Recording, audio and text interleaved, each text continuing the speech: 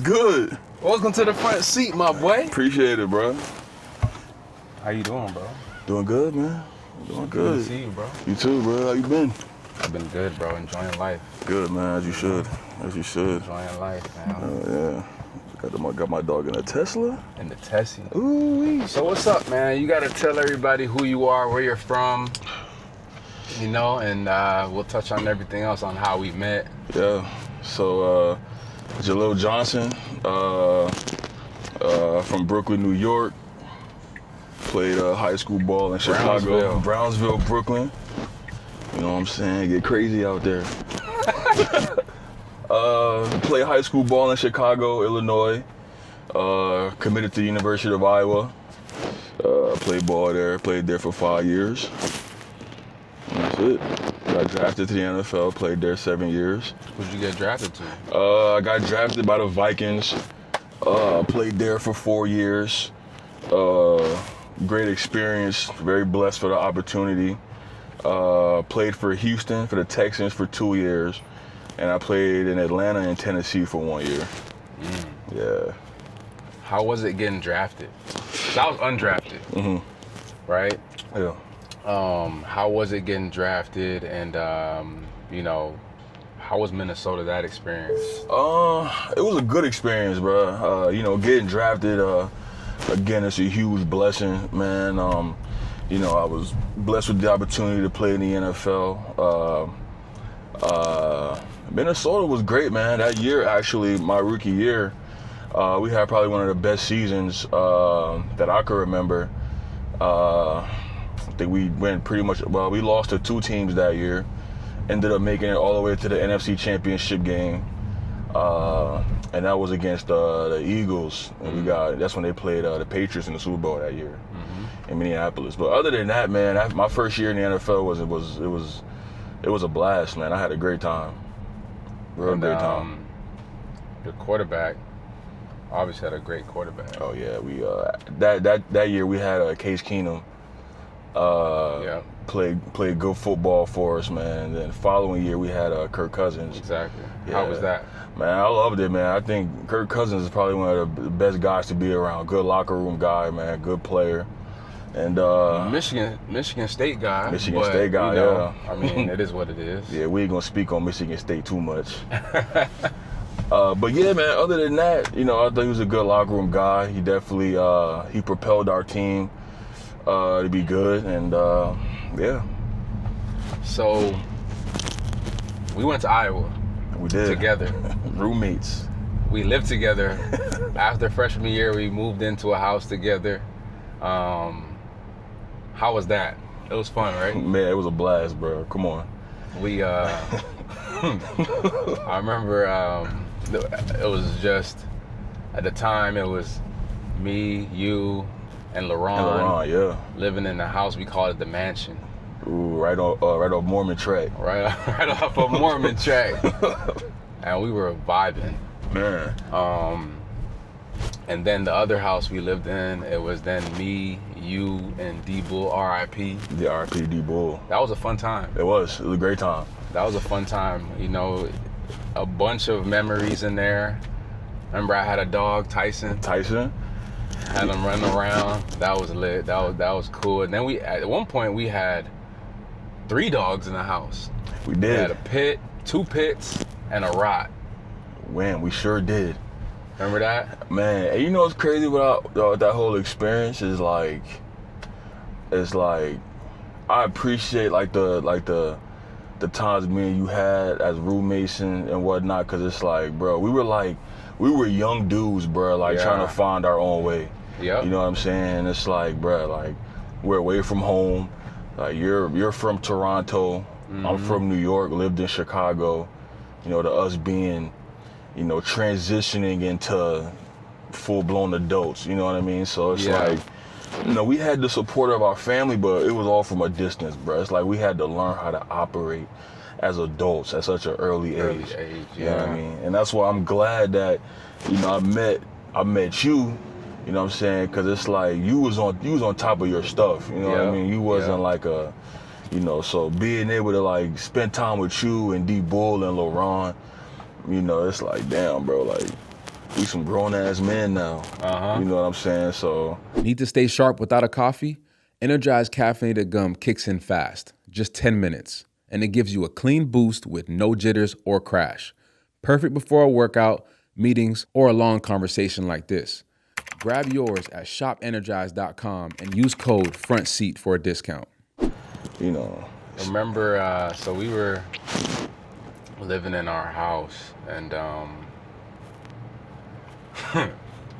there was one morning we were late for workouts. the spring ball. It was spring ball. That was the last workout, and I think the boy at the time was like, "Hey, don't y'all got workouts?" Man, But was like, all I heard was running downstairs. Hey, yo, Smith! And I jumped out the bed. I don't even remember what I put on, and we just ran out the house. Cause here's how I remember it. I'm in a deep sleep, and I get this loud knock on the door. Do. You bust in. He's like, bruh, we late. Bruh, I jumped up, put on some old sweatpants, put on some slides, but we was out the door, bruh. So fast, speeding. What's that? Down Benton Street. Speeding down Benton Street, and then we finally get to workouts. We can't get in the facility. Man, so we already My code don't work. 10 minutes extra late. Extra. By the time we got in there, workout done. Everybody in a full sweat.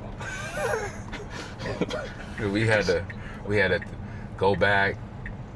We had Had to a go. little sob story. We had to go put our workout clothes on. I'm thinking Looking dumb as hell. I'm thinking like, okay, spring ball's over. Maybe they're gonna be like, all right, whatever. Nah, they said go put them workout clothes on. Push that prowler. I'm like, damn, Smith, my back hurting, bro. It's over. You was going, then I had to go. You was going, then I had to go. And eventually they stopped us. It was like, thank God. Thank God, bro. They didn't tell us how many. They just said just keep going.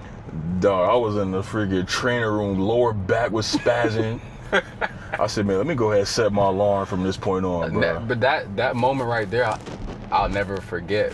I was late one other time after that when I was in the league. And after that, I was never late again. But that one time, I was paranoid from every single alarm, bro.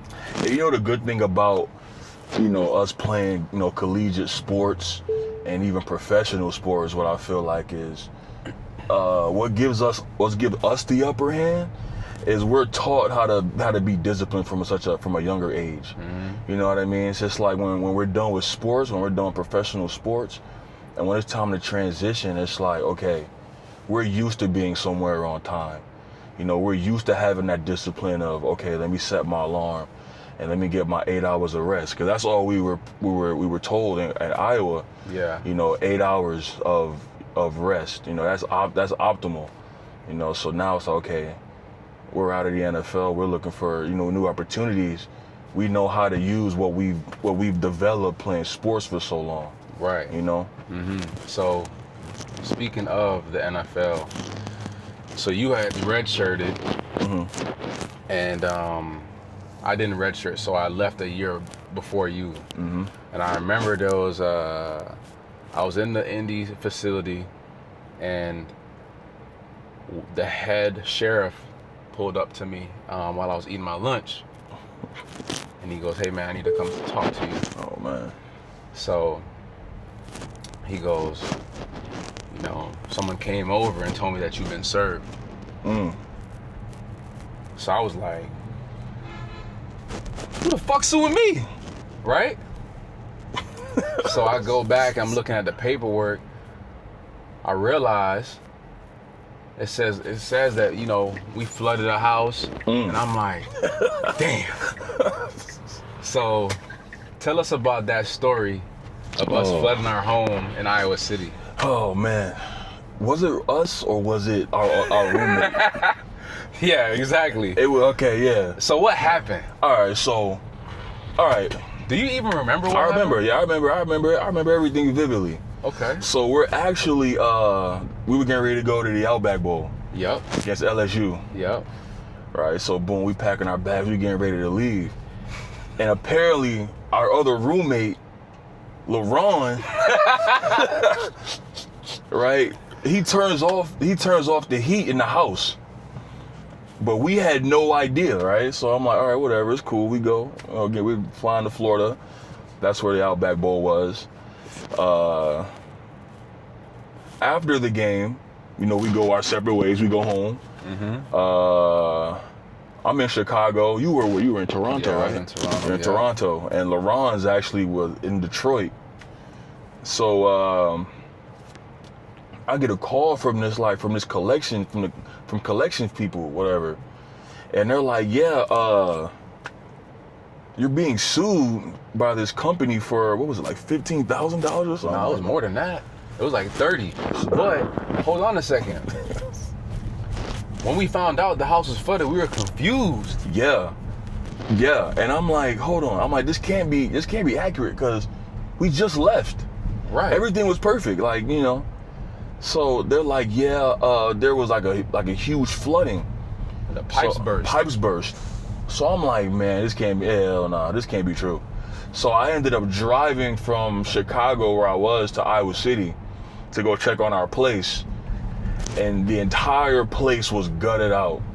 Like, because they went in there, cause everything was molded. All our stuff was gone. It was like an ice rink. It was ice. Yeah, everything was iced over. Everything was molded because of like the water. Yeah. So now, in the back of my mind, I'm thinking like, well, how could this have happened? Okay, it's the winter time, yeah. Yeah, pipes burst, they froze. I get it, but I'm like, how? If the heat was on, there's no way this could have happened, right? Yeah. So we had no idea. Yeah. Our roommate tells us, he's like, yeah, I turned the heater off. To save money. And we're like, bro, why would you do that? So,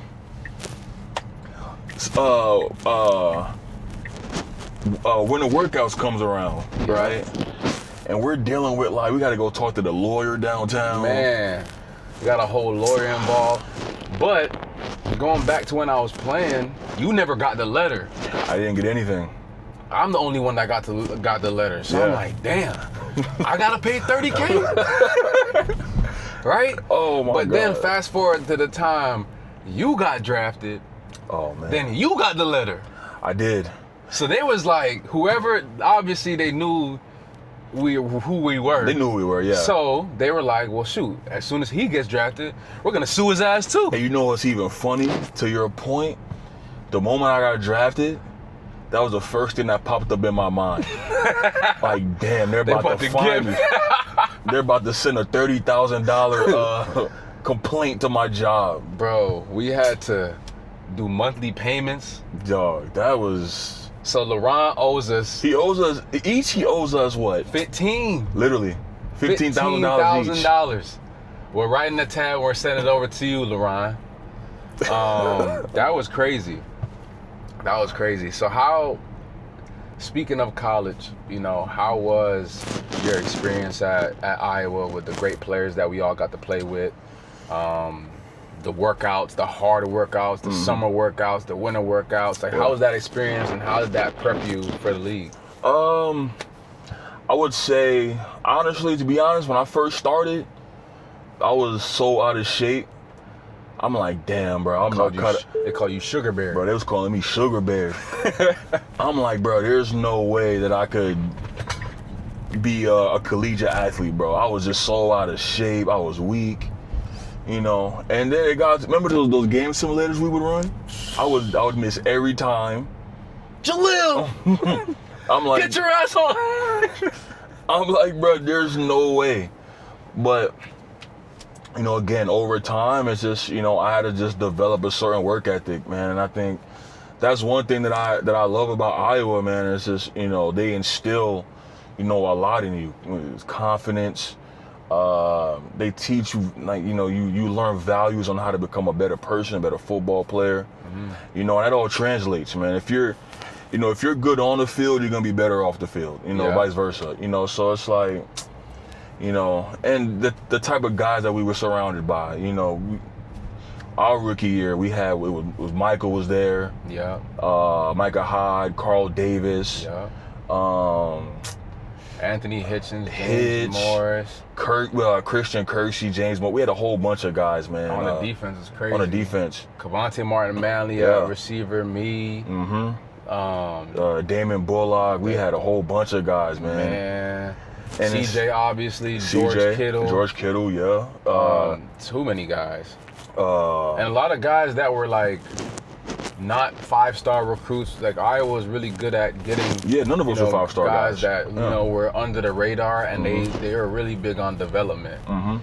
And they always say like NFL teams love Iowa guys because they know the system, they understand hard work, and you know they're always willing to get better. You know, and then obviously KF has been at Iowa since forever, and he's got great respect with all throughout the league. So that's definitely been a huge part of everybody's success at Iowa. So I appreciate what KF has done for all of us. And even to that point, I would say like the Iowa program just holds so much weight. It's like you can go anywhere. You can play for any team in the NFL, out of those 32 teams, and they're gonna know about Iowa. They're gonna know whether it's from football to basketball to women's basketball. They're gonna know about Iowa just because of how big that name is, bro. We just we travel so well, all through our life, man. So no, for sure. I think when it comes to being a part of like a program like that, it does probably come with, I guess, maybe a little bit of pressure because they expect you to be strong. Because you come from a great strength and conditioning program, and then they expect you to not flinch, which I don't think any of us really had trouble doing that. But at the same time, it just comes with a lot, and we were always willing to take on that pressure, right? No matter what.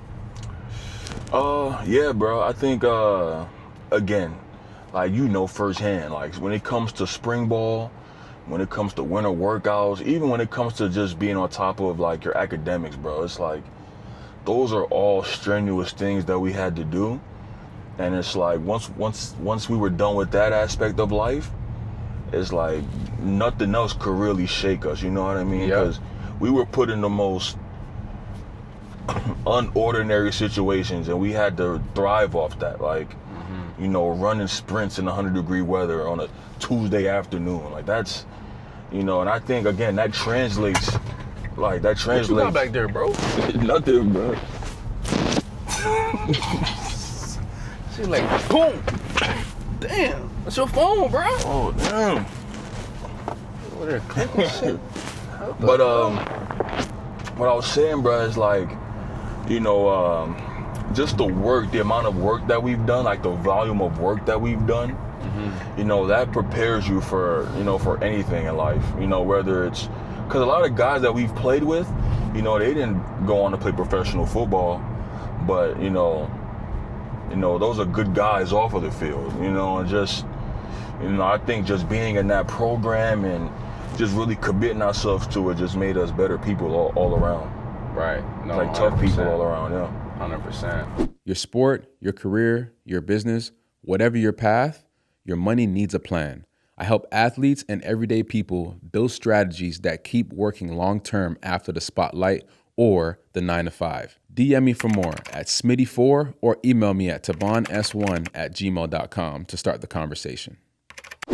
Who is, or everybody gets asked like these random questions, and one of these questions like stick with me, and I'm sure you heard it before. They ask like, what is your why? So what motivates you, whether it was while you were playing at Iowa or playing in the NFL? I think my why actually changed from college to the pros. And I would say my why while I was in college, honestly, was just to make it to the NFL, honestly. Like that was my why. I wanted to be able to, say that, hey, I made it to the NFL. So that was my why.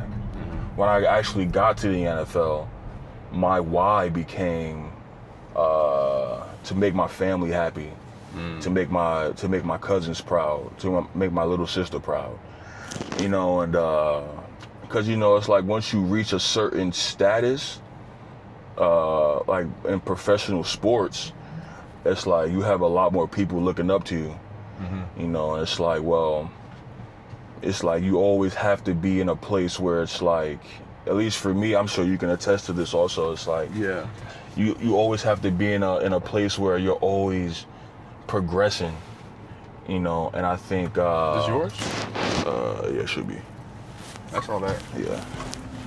And so yeah, that was my why, honestly, just making my family proud,